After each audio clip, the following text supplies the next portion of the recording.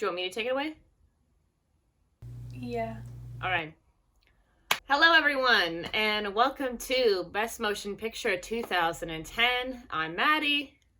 And I'm Anna. And today we're going to be talking about the next two movies on our Best and Worst Pictures of 2010, 127 Hours, and Clash of the Titans. You know, we didn't discuss which one we're going to start with, but I assumed we were going to start with Clash of the Titans? Yeah. Okay, how was the story? What did you think? I gave it a 1. Same. I did not think this was like Perseus's story. Aside from Medusa, the rest of it, I was like, huh? Yeah, dude. Immediately when I remember this release the Kraken, blah blah blah. I was really like, weird that a Greek word has 2 K's in it. And I looked it up during the movie. I was like, I can't wait until afterwards. I need to look it up now. Not a Greek thing. I didn't think so. And then oh my fucking god, the djinn. The djinn, though. Did you watch this with closed captions? No. I did. In the closed captions, every time the djinn spoke, it said mumbling in djinn, which was insane because it's like on the IMDb trivia, it says they're speaking Arabic. And when the one djinn was like blah blah blah together, I fell to the ground laughing. That killed me. That absolutely killed me. It was bad. It was weird. He had an eternal lady, which I was like, is this just Meg from Hercules? She can't die and she kind of is cursed with life. But in Hercules, she's a pawn of Hades. This girl was just I'm beautiful and I died and Zeus brought me back to be your wife? Even though she's seen him from a baby. Right. It was the thing with Io was super weird. I also noticed many similarities between this and Disney's Hercules. When Perseus slices out of the scorpion like Hercules in the Hydra. When Perseus flies to fight the Kraken over the eclipse like Hercules as the planets align on his Pegasus. And then when he's swimming to the depths of the sea to save Andromeda, and when Hercules is going to save Megara. Just that they go to the underworld with, they go on a boat and the river Styx, and also even the lore of, whenever we're going through the cosmos in the beginning, and they're Zeus created man, and then the Titans were created to kill their parents, and things I was just wait, slow down. I don't think this is what I remember. None of that shit was real in the beginning. This was all a kerfuffle jumble of nonsense. And this was all a kerfuffle jumble of nonsense. The story was shit. Yeah, story was bad. What I will say about this movie, the whole first half, snooze fest, unwatchable, terrible. The second half, bad, but I was entertained. I don't know if I would say I was entertained. But I did like those 2 brothers that were yeah, we're gonna kill stuff or die. Woo! One of the things I found most entertaining was the CGI and how, I'd seen pictures of the Kraken whenever the movie first came out. Watching it, actually, move into Argos, I thought I was really, and this is the wrong word, but, gorgeous. I thought it was an awesome monster. I loved it. Gorgeous. It was Gorgina. I know what you mean. I also thought the Kraken looked interesting, especially because when I think of the Kraken, I think of, from Pirates of the Caribbean, that swallows Jack Sparrow, so this was definitely a different take on it that I was like, okay. It kind of looked like the bad guy from, Lilo and Stitch, though. Tantor? No, not Tantor. That's... Never mind.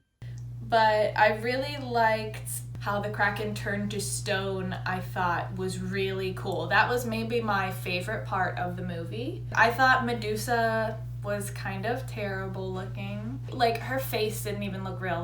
What actress was that? Oh, yeah. Whereas, obviously they literally made Zeus, glitter. That was dumb as shit. But you know that's Liam Neeson in a bad beard. Who the hell was Medusa? Oh, what was your score for the art? Because I'd say it was unremarkable. I'm giving it a 3. That's fair. I'm not giving it a 2 because I liked the CGI. I don't know. Oh, when they were fighting the scorpions, there was like a couple of moments when like the scorpion would stab, and it would be in rhythm and beat with the music. And I was like, this isn't a choreographed fight scene. This is a choreographed dance scene. I was entertained. I'm giving it a 3 for like art and stuff and technical blah, blah, blah.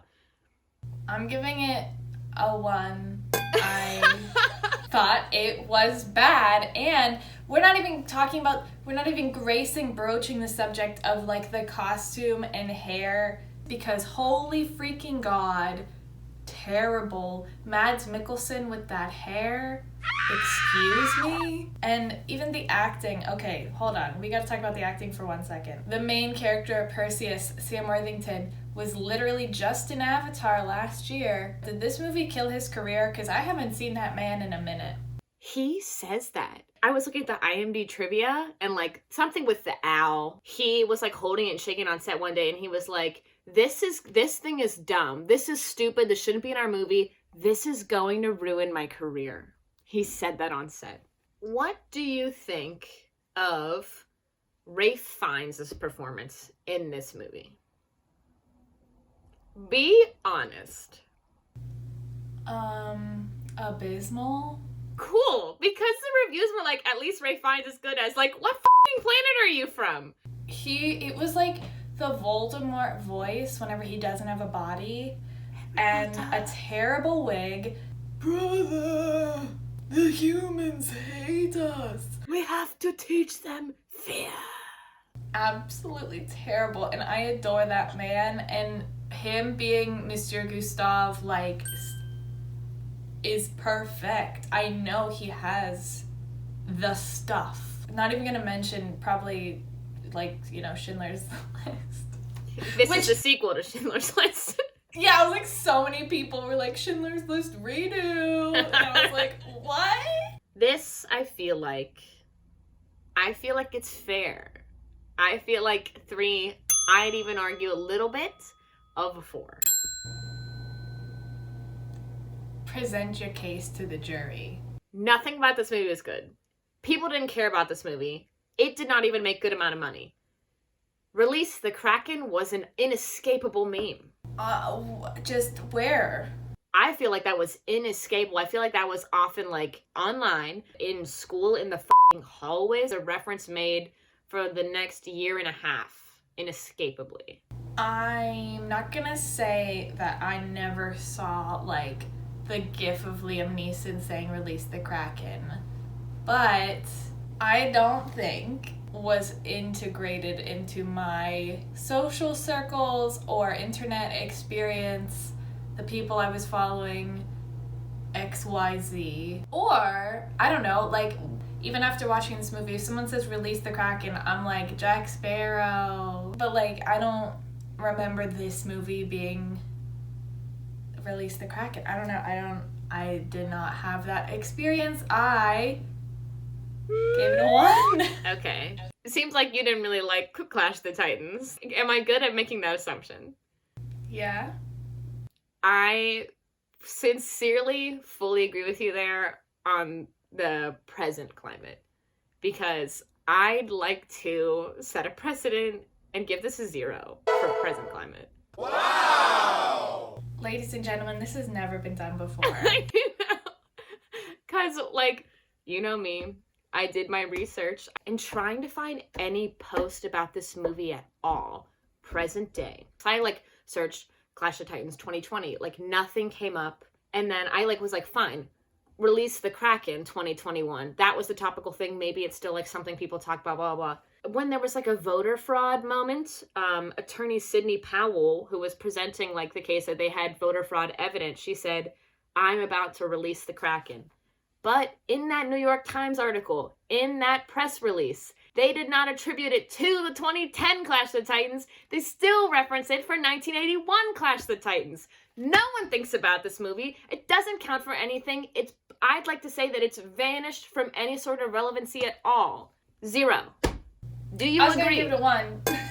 Do you agree that I could give a 0? Am I allowed to? You can give a 0. I will allow it. Okay. And I thought when you put Kraken or release the Kraken 2020 or 2021, I almost figured you would see something about the Seattle hockey team that's the Kraken that just like, now it was released last year. They were like, hey, announced we're, the Kraken. Huh.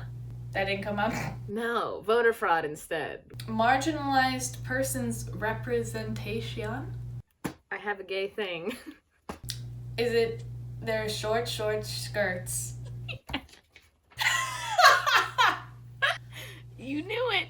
You knew. Because, girl, I literally, there was one time a gust of wind came and I was this close to seeing Sam Worthington's booty. Butt. It's like a good, big, wide shot. And I was like, damn, that's a lot of leg. Yeah, it is. Sissy. Yeah, it is. Sissy little skirts. That was Is it. that the only gay thing? Yeah, and it was ancient Greece and there was no paintings of dudes 69ing in the background. This was terrible. I definitely thought the short little skirts were... but there was also maybe one of the scenes with the mechanical owl when they're almost like in barracks or something. I was like, this could get gay. As far as like people of different races. I feel like there could have been more because there almost certainly was variety. Trade and travel and everything else. Definitely. I don't know. No, I agree with you. And it's also like they're Mediterranean. I'm also Mediterranean, and people can be Mediterranean and look super white, and people can be Mediterranean and look super dark. I think there was more diversity in scenes from Sisterhood of the Traveling Pants than this. Why were all of the gods from Mount Olympus white to like off-white? If you're the gods representing the creation of the world, there should be some black people up there. Yeah. And correct me if I'm wrong, but there is like 4 speaking gods, and they're all white. Even I would have liked if the like religious zealot was not white, Right. So if you had a score for marginalized persons, I'm gonna give it a 1. I had a 1. Yeah. Clash of Titans bad. And I said no Manson Family Disclosure because knowing more context about Greek mythology made it more confusing and made me hate it more. I'm going to give it a yes. And here's why. 1, I think in the recesses of my mind, I knew that this was a remake. The original is not seen as a good movie. So there was really no reason to remake it, even though, what's his name? Harryhausen. People really admire his monster work. Putting together, it's like, oh, also the Kraken is not Greek mythology. I was like, there was a Manson Family Disclosure for me because I didn't understand the movie to begin with. And then when I learned, it's because, it's based on a not good movie and a movie that was like made in the 80s. And that's why it's from different cultures and just stealing ideas and doesn't make sense. Learning about it made it even worse for me and changed my perception of the movie. And that's why I'm going to give it a Manson Family Disclosure. Because I didn't understand it to begin with. And then I learned it just didn't make sense at all. Does that make sense? Yes, but it's not like there was a plot point that you were like, who is Medusa or something? Like, you were like, who's Sharon Tate? Oh, yeah. I didn't know who Sharon Tate was. I did not know. It wasn't like that. It was like, oh, you got more just... Yeah. It was always bad. So maybe then it's not an MDF or MFD. Yeah. 127 hours. 127 hours. I gave the story a 4. Same. I thought it was a good story, and it was, I don't want to say compelling, but at times gut-wrenching, and at times, like, it started off so fun, and then it obviously went so wrong, so bad. Beginning, middle, end was really good. I really liked it, and I think the runtime to story ratio was really excellent. The pacing was perfect to keep you engaged the entire time. I'd seen the movie before, so when we watched it again, I was a little bit bored by that exposition, but it is completely necessary for you to like Aaron at all and understand him and get there. It really worked. I have thoughts on other parts of like the artistic direction, but the story is great. I read half of Between a Rock and a Hard Place, and the movie is really great at following the way that Aaron gives away himself and his journey as a canyoneer. And when he's like, and I said to myself this, and I yelled at myself this. It's a really good adaptation. Apparently is very faithful to the truth from things I read from Aaron Ralston. What did you think of the art? I gave it a 2, but that could turn into a 3.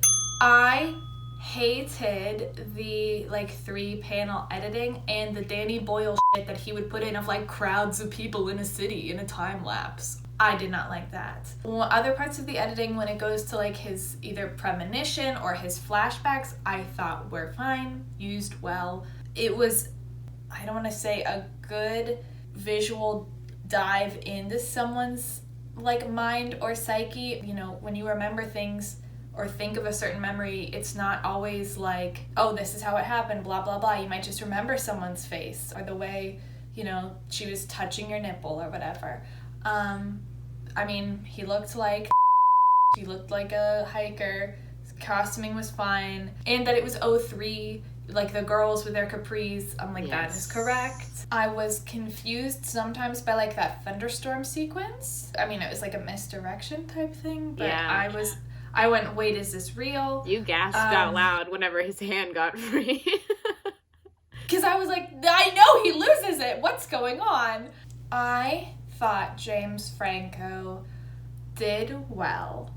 However, I don't know if I saw as clear of a separation between himself and the character as I would have liked. Now, Aaron Ralston might be a kind of charismatic, slightly wacky guy. I was like, yeah, it's like not James Franco, but it is James Franco, especially when there's that time where he's like talking to himself like he's on a talk show. I wish he would have been a little more like coy or demure. He still could have been like cute and funny like that, but just not as like zingy. I get where you're coming from. What I would say on that is, I don't know if this fits in here, but like Amber Tamlin and Kate Mara, that isn't real. Aaron Ralston didn't see a single person from the morning that he went and left for Blue John Canyon. James Franco on set, I read that he was like fighting off the claustrophobia all the time. So he was like hid his textbooks for like whatever he was studying or in the crevices in the canyon set.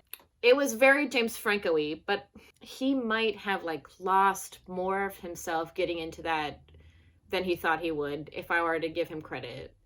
Do you know what I'm trying to say? I think I know what you're trying to say. You know, I'm not an actor. I don't know if you know this, but I'm not an actor. It's not me. I can only imagine getting into that place and getting in that small space and you're in that claustrophobic space and your arm is actually stuck and you're in there for 8 hours.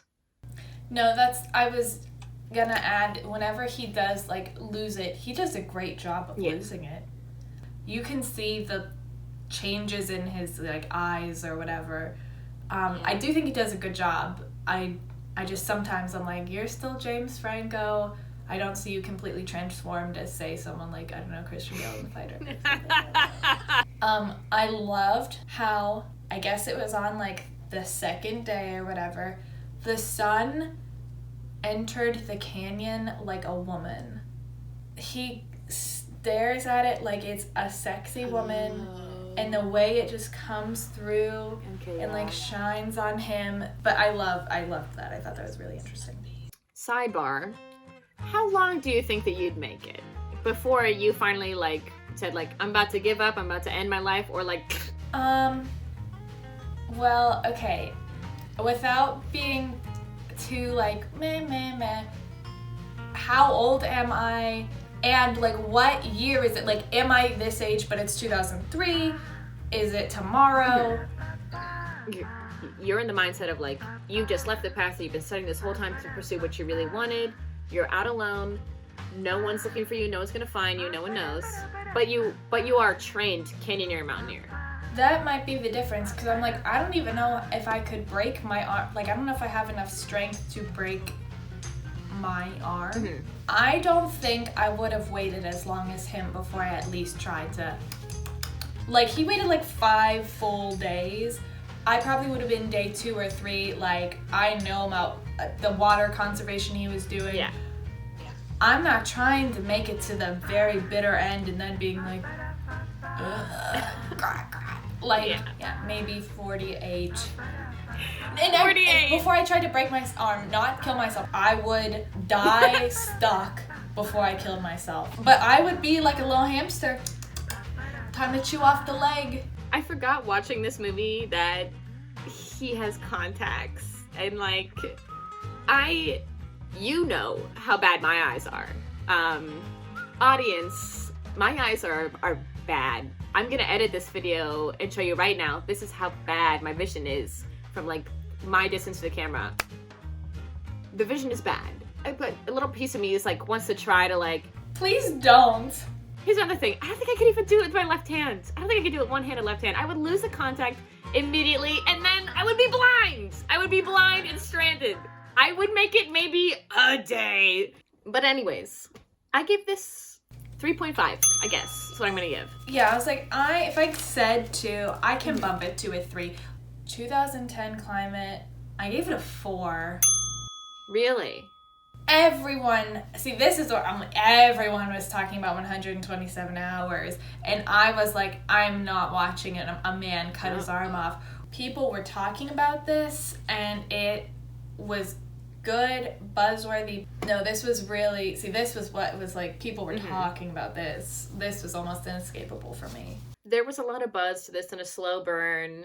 The jokes about like cut my arm off or like the number 127. Additionally, people didn't learn from this movie. One of the messages of this film is like, you know, leave a note, learn from Aaron, don't do this. People didn't listen. People kept doing this exact expedition from like 2005, 2010. The rangers in that area kept having to do so many rescues. They would have to regularly check the area, and they had like 24 rescues that had in that 5-year span. On the movie side of it, it seemed like overall people enjoyed this movie, but it seems like a lot of critics thought that like this was going to be a little popcorn movie.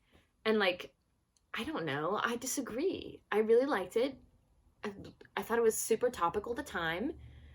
I think it still has some legacy to it. I agree, and we'll get there in 1 minute. In your research, did anyone in those like 5 years or 7 years between, has anyone died? Like, have they ever... Oh, found a dead body? Yeah. So... But speaking of the legacy it has and its staying power, I gave it a 2. Okay. I don't know if anyone's really talking about 127 hours, but I felt continued into, it wasn't just 2010.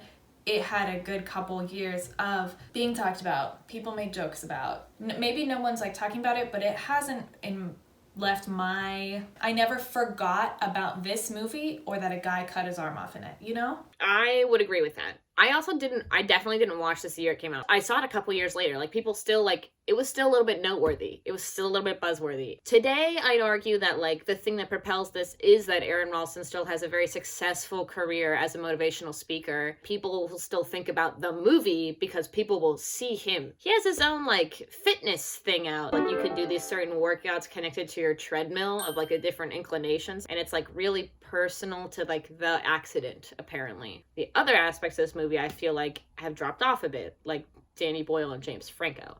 It's the story, yeah. I'm not like James Franco in 127 hours or Danny Boyle's 127 hours. I'm like, no, the guy who cut his arm, Aaron Ralston. It's about Aaron Ralston. 127 hours. He's the legacy.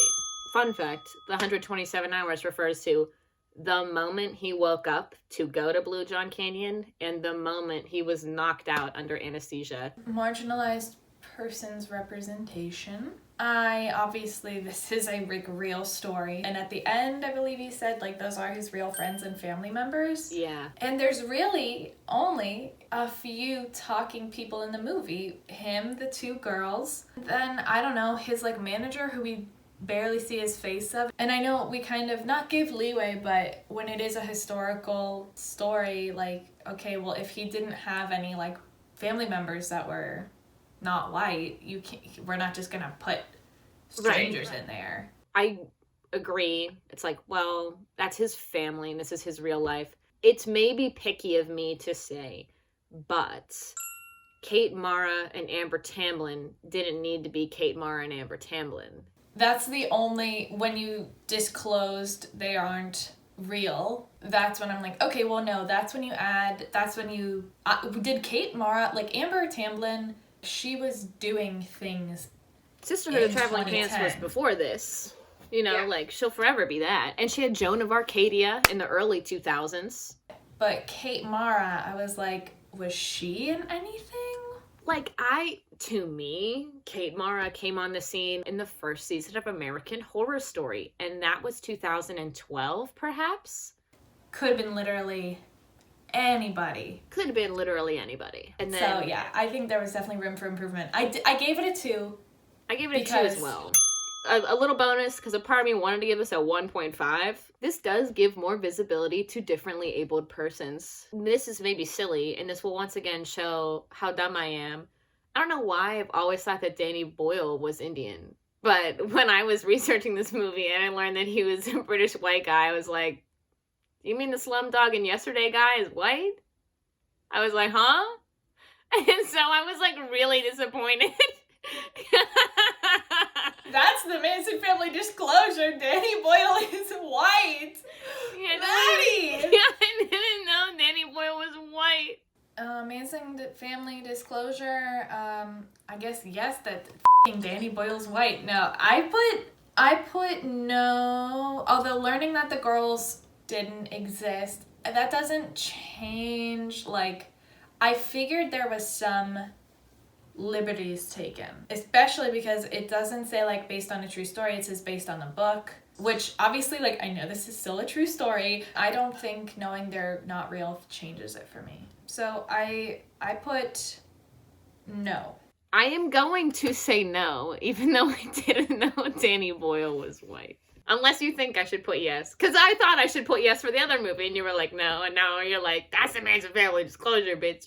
It kind of changes your opinion, but it doesn't change your understanding. Yeah, it did not change my understanding. But I think that's going to wrap up this episode. Join us next time. Let us know your thoughts at Silly Sickos on all social media. Did you like 127 Hours? Did you like Clash of the Titans? I don't know. Tell me. So, bye. Bye. Please like us and comment and subscribe. Check out some of our other videos. They're on the next screen.